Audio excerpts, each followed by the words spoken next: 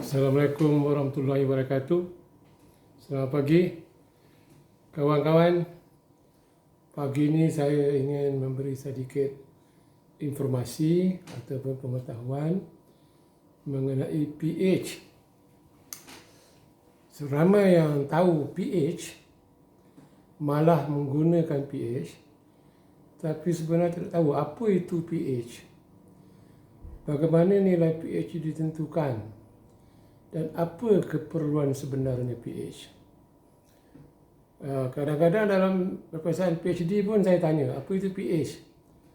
Selalunya kalau bukan kandidat kimia, nampak dah tak happy nak menjawab. Jawapan yang diberi adalah too basic, asas sangat. Tapi kalau asas kita lemah, kita tak boleh nak pergi jauh. Jadi pagi ini saya ambil kesempatan untuk menerangkan kepada kawan-kawan apa itu pH supaya kita tahu apa yang kita buat. Okey? So, harap bersedia. pH adalah satu cara pengukuran kepekatan asid. Jadi kita kena tahu apa itu asid. Okey. Ada dua definisi asid. Satu, asid adalah bahan yang menghasilkan proton. Kedua, satu bahan yang boleh menerima elektron. Itu ada dua definisi. Saya terangkan dengan lebih jelas lagi. So, lihat persamaan ini. So, asid, orang Indonesia panggil dia asam. Jadi kalau bagi Indonesia, saya dulu pening apa asam-asam. Kita tahu asam Jawa, tapi dia asam asid. Ini asid sulfurik. Okey. Asid sulfurik. Kita tahu dalam bateri anda menggunakan asid sulfurik. Asid sulfurik ini terurai kepada hidrogen ion, proton, dan sulfate ion. Okey, sulfate ion, cation, anion. Jadi asid ialah bahan yang membebaskan proton. Okey. H+ itu adalah proton. Hidroklorik asid membebaskan proton dan juga chloride anion. Semua hidrogennya dikeluarkan jadi asid. Semua hidrogen dikeluarkan. Ini dia panggil asid yang kuat. Tapi asid asetik, cuka getah, cuka yang kita makan tu pada kepekatan yang rendah, inilah acetic acid. Hanya satu aja hidrogen.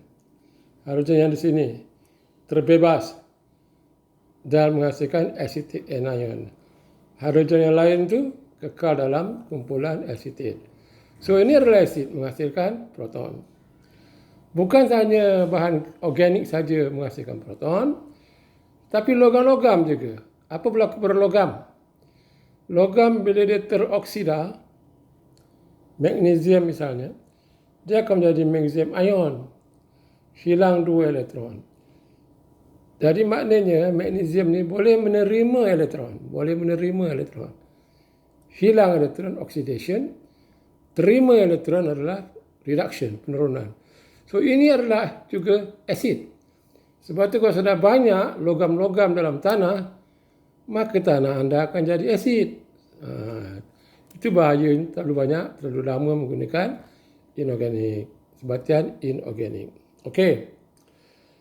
Juga anda harus ingat, asid-asid ni, bila dalam air, dia tidak akan sahaja memberi proton ataupun hydrogen plus. Dia berlaku solvation. Solvatan.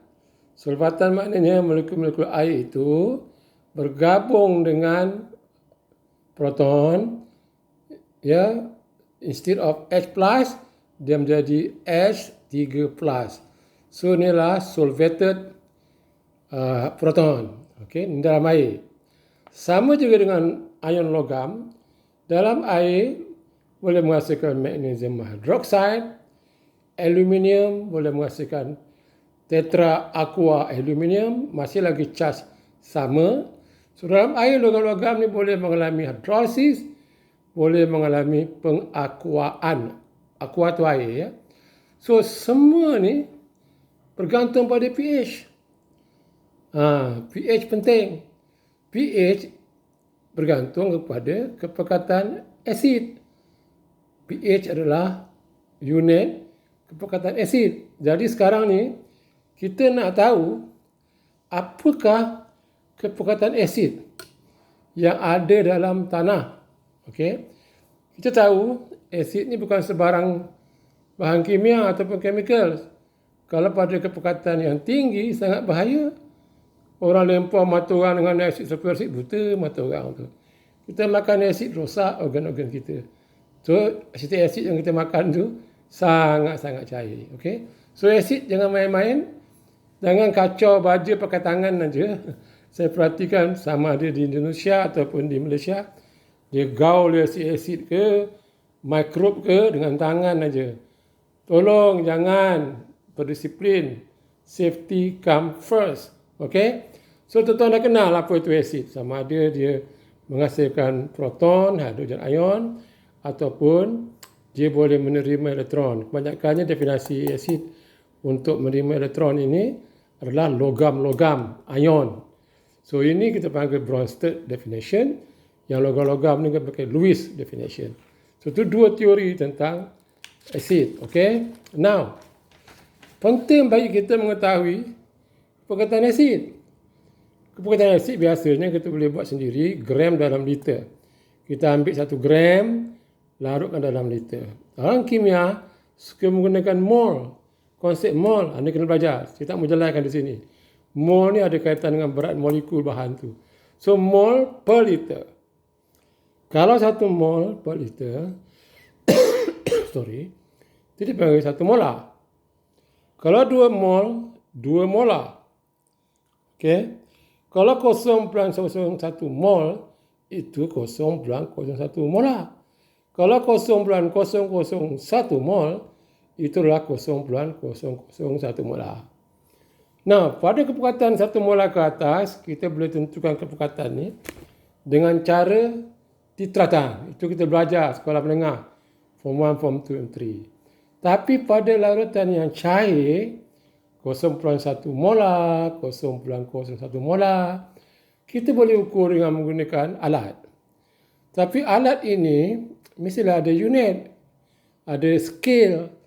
Tapi kalau kita buat scale 0.01, 0.001, tidak mudah. Lebih baik kita jadikan dia nombor genap, 1, 2, 3, 4, 5 sebagainya.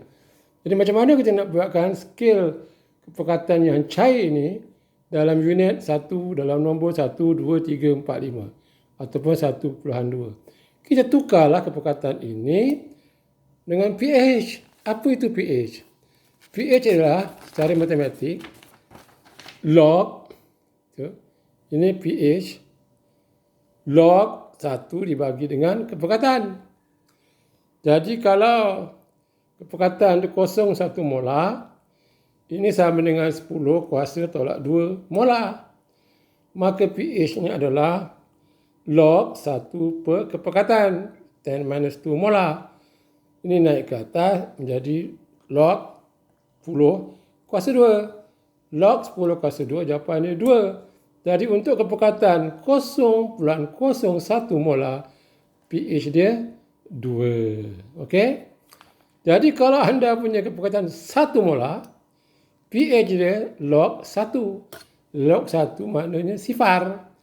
Kalau 2 molar, tak boleh dah dia reti. Jadi pH ini hanya boleh digunakan untuk larutan yang bawah daripada 1 molar. Untuk larutan yang cair. Jadi itulah pH. Now, jadi ini membolehkan kita mengukur menggunakan alat pH meter. Okay? Now, kalau tinggi, kita guna titratan. So, kalau you beli asid pekat dalam satu botol tu, selalu kepekatan ni 10 molar. Bahaya dong. You buka aja berasap. Okay? You kena cairkan je. Jadi, bila kita cairkan di bawah 1 molar, kita boleh guna pH meter. Okay? So, pH meter ni, kalau di makmal kimia, kita menggunakan electrode glass.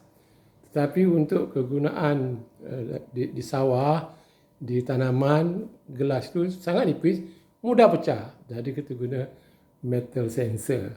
So kebetulan di minggu lepas saya ada bengkel durian Kerangking di Port Dickson. Dia jual pH meter ni, saya beli. Jadi ini adalah pH meter yang saya beli RM80, made in China. Setelah saya beli, boleh guna, tapi saya dapati agak crude sikit. Agak crude ya.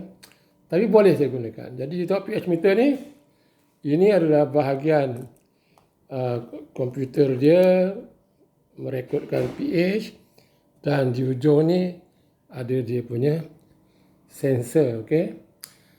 Nah, alat ni lebih kurang sama dengan alat yang mengukur tekanan darah. Dia di-calibrate secara elektronik. Jadi, biasanya pH meter ni kita calibrate dengan mengambil larutan buffer yang kita tahu pH dia. Jadi, kita buat larutan untuk pH 3, kita celup dia, maka di meter ni akan baca 3. Tapi ini telah di-calibrate secara elektronik. So, kita lihat di ujung ni, adalah sensor dia. Tengok sensor tu, tu dia punya sensor. Okey, sensor dia, ni dia sensor. Kita buka sensor ni, kita buka, so tu ujung dia. Kita ambil air. Jadi untuk nak guna alat ni, di belakang alat ini ada tanda tekan ke kiri pH, ke kanan ni tekan ke kiri ni pH, tekan ke kanan suhu ya. Jadi kita akan dapat lihat di situ 7 adalah neutral. Okey, yang mudah sekali kita ambil air. Okey, dia baca. So baca situ, dia bagi nilai 7 ya, tak apa jelas. Sini 7. Dan kita ambil air. Ini adalah air. Kita masukkan dalam air. Dan kita baca nilai dia. Nilai dia adalah, mungkin tak jelas dalam kamera ni. Dia tu dia ya, 6.5. So pH air ni adalah 6.5. So air kita ini hampir neutral lah. 7 neutral, 6.5. Kalau air itu ditreated, air kita tahu treated dengan alum, kadang-kadang acidic ya. Ini telah di neutralize sikit, 6.5 pH dia. So inilah dia pH meter untuk mengukur kepekatan ataupun tahap keasidan, acidity